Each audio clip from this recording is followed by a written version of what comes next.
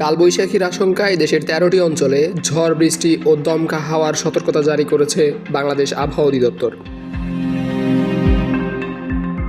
রোববার ৩ মে ভোর থেকে দুপুর পর্যন্ত সময়ের জন্য দেওয়া এক পূর্বাভাসে বলা হয়েছে, এসব অঞ্চলে উত্তর ও উত্তর পশ্চিম দিক থেকে ঘন্টায় ৪৫ থেকে ৬০ কিলোমিটার বেগে বৃষ্টি বা বজ্রবৃষ্টি সহ অস্থায়ী ঝড়ো হাওয়া বয়ে যেতে পারে। ভোর ৫টা থেকে দুপুর ১টা পর্যন্ত দেশের অভ্যন্তরীণ নদীবন্দরগুলোর জন্য দেওয়া এই পূর্বাভাসে বলা হয়েছে, পাবনা, ঢাকা, টাঙ্গাইল, ময়মনসিংহ, ফরিদপুর, খুলনা, বরিশাল, পটুয়াখালী, নোয়াখালী, কুমিল্লা, চট্টগ্রাম, কক্সবাজার ও সিলেট অঞ্চলের উপর দিয়ে উত্তর বা উত্তর পশ্চিম দিক থেকে ঘন্টায় ৪৫ থেকে ৬০ কিলোমিটার বেগে বৃষ্টি বা বজ্রবৃষ্টি সহ অস্থায়ীভাবে দমকা বা ঝড়ো হাওয়া বয়ে যেতে পারে। এ কারণে এইসব এলাকার নদীবন্দরগুলোকে ১ নম্বর সতর্ক সংকেত দেখাতে বলা হয়েছে।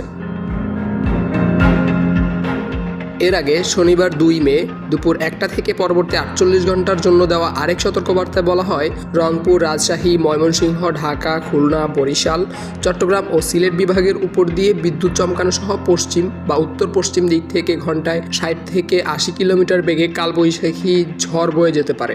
একই সঙ্গে ভারী বৃষ্টিপাতের পৃথক সতর্কবার্তায় সংস্থাটি জানায়, বজ্র মেঘের সক্রিয়তার কারণে একই সময়ের মধ্যে ঢাকা, ময়মনসিংহ, চট্টগ্রাম ও সিলেট বিভাগের কোথাও কোথাও ভারী ৪৪ থেকে ৮৮ মিলিমিটার থেকে অতি ভারী ৮৮ মিলিমিটারের বেশি বর্ষণ হতে পারে।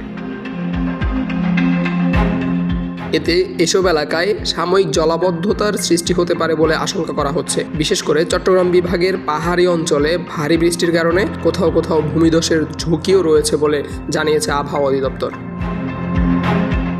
Abdullah Al Mamun, news desk, Public Tribune.